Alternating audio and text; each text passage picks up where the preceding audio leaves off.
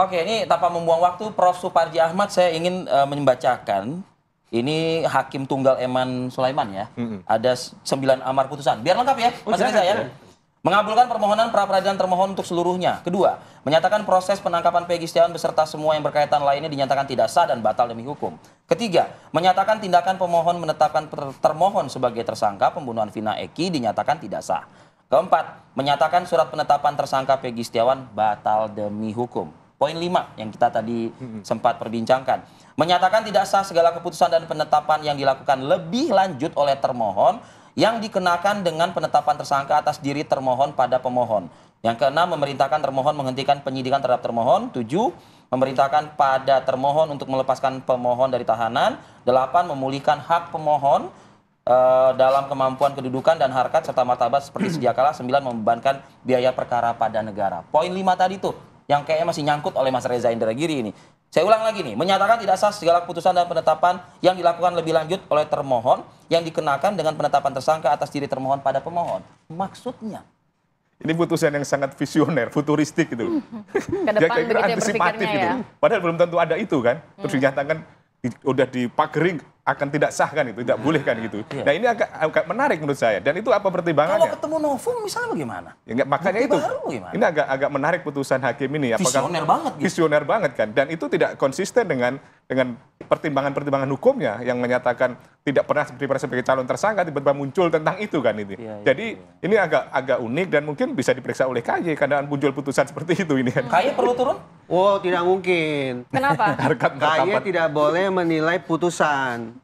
Kalau menilai tindak tanduk, perbuatan, perilaku silakan. Personal dari hakim. Ya, tapi kalau bicara tentang mempersoalkan putusan, menurut saya Tapi dengan itu segala putusan hormat, di luar kewenangan hakim nggak? dengan segala hormat kalau sudah mempersoalkan isi putusan, KY sebaiknya Bukan domainnya atau tetap bukan berada di ranahnya. kantornya saja dengan segala hormat. Tapi ini Ini di luar problemnya. kewenangan hakim nggak sebenarnya? Ini problem Prap itu tuh nggak ada upaya hukum apapun kan. Ini sebetulnya Final, itu mengikat. mengindikasikan dari kekeliruan kekhilafan kan. Tidak menunjukkan ada konsistensi dengan pertimbangan hukumnya. Dan kemudian bersifat antisipatif ke depan. Bagaimana kemudian fakta-faktanya ada saksi, ada alat bukti yang lain yang menunjukkan adanya penetapan tersangka yang asumsi ya. Ini kan berasumsi. Seolah-olah akan ada proses penetapan tersangka tidak boleh dilakukan kan. Kan tidak boleh dengan asumsi. Tapi kalau pihak kepolisian ternyata menetapkan tersangka lagi kepada Peggy, berarti nantinya akan panjang dong urusan. Ya, apakah terikat dengan putusan ini? Kan tidak. BPN bisa mengikat terhadap putusan Prapit ini terhadap langkah-langkah hukum yang akan dilakukan. Jadi putusan yang cukup problematik poin 5 tadi itu kan. Artinya apa? Bahwa penyidikan mungkin dilakukan dan kemudian faktanya ada bukti itu terus kemudian terikat dengan putusan ini kan jadi masalah tersendiri gitu loh. Pak Rianto? Kalau saya bukan ahli hukum ya, bangga menafsirkan itu. Tapi saya dari putusan yang kelima itu seakan-akan putusannya gini loh. Si Peggy ini nggak boleh lagi Nggak jadi boleh tersangka. lagi disangkain gitu. Itu apakah kemenangan hakim? Kayak gitu tuh. Hakim itu kan hanya memutus apa-apa yang terjadi yang sebelumnya. Fakta-fakta ya. Tidak boleh menentukan yang akan terjadi. Yang akan Itu terjadi ke pemikiran depannya. saya. Tapi hakim menyebutkan itu Pak. Poin Iya, itu makanya disebutkan. tuh. Nah, sebagai ini ya. penyidik Pak, misalnya Pak Rianto.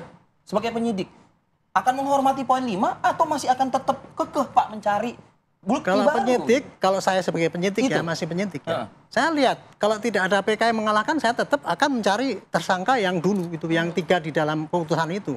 Tapi tidak terbatas pada hanya Peggy doang gitu ya. Tetapi kalau seandainya nanti ada bukti yang lebih kuat pada Peggy, ya saya sidik lagi Peggy. Walaupun mengabaikan putusan. Poin 5 itu saya anggap itu menurut saya ya, Iya. itu sangat tidak masuk akal. Nggak masuk akal. Jangan. Kita jangan. Itu kayak kita kan boleh berpendapat dong. Ya, betul. Iya. Menurut saya, atau saya deh, jangan kita. Saya tidak akan memprovokasi Polda Jabar untuk lagi-lagi memposisikan dirinya berseberangan dengan pengadilan negeri.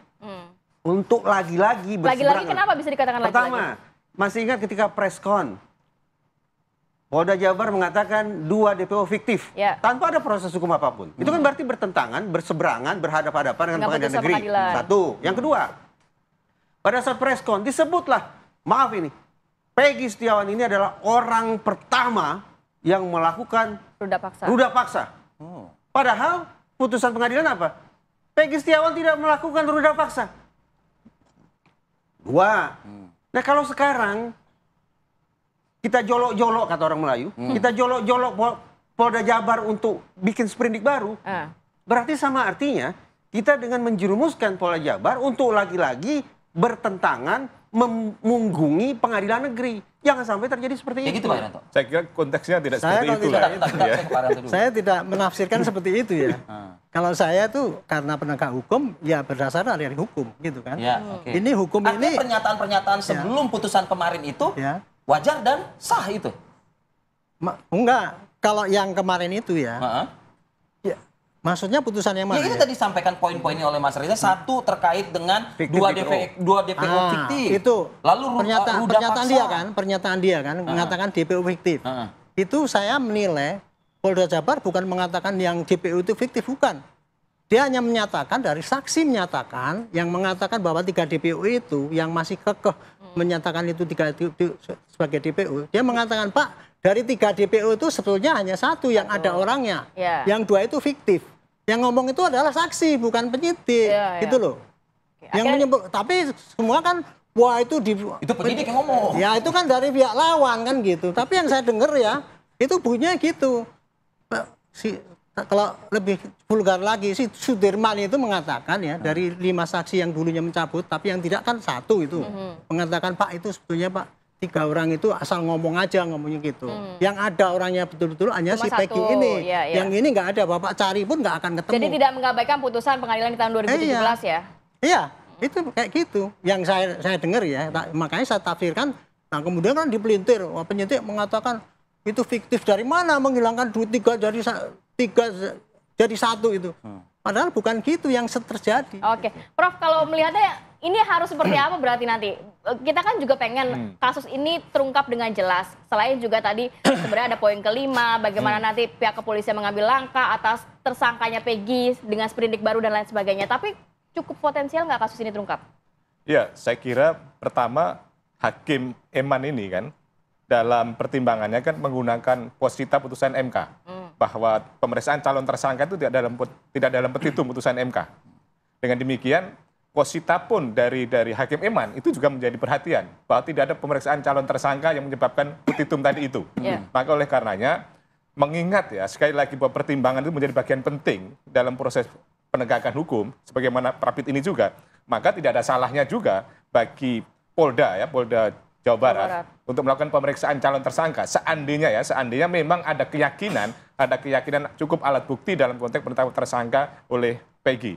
Nah, kemudian bagaimana kasus ini apakah akan menjadi suram atau akan menjadi lebih cerah ke depan? Memang saya kira agak perlu kerja keras dari penyidik Polda Jawa Barat ya untuk kemudian mengungkap kasus yang sebenarnya ini karena masih ada keraguan besar ya. Lagi-lagi publik ada keraguan besar, apalagi putusan Prapit kemarin menyatakan seperti itu. Maka menurut saya perlu kajian analisis yang lebih mendalam tentang sebetulnya bagaimana kejadian ini dan tidak perlu ragu-ragu Putusan lagi. kemarin juga berpengaruh nggak kepada nasib terpidana lainnya? Ya, saya kira ada pengaruhnya sih, tapi kembali lagi pada proses hukum yang jalan. Kalau yang terpidana lain kan nanti PK-nya bagaimana kan itu kan tidak terpengaruh putusan Prapit ini tidak menjadi novum untuk kemudian efektif untuk membatalkan putusan sebelumnya itu. Ya, karena Prapit ini kan hanya untuk tersangka seseorang saja. Penyidikannya, oke. Mas Reza, saya ada pertanyaan seperti ini, Mas. Apakah terkait dengan putusan pra-peradilan ini, kemudian juga perlu juga istilahnya Polda Jabar, nah ini tadi kan Mas Reza kan sebetulnya kan pengen ngasih masukan lah ke Polda Jabar, ya kan? Berbenah, Mas, dalam hal ini. Nanti jawabannya kita jeda dulu ya. Oke, kami akan kembali.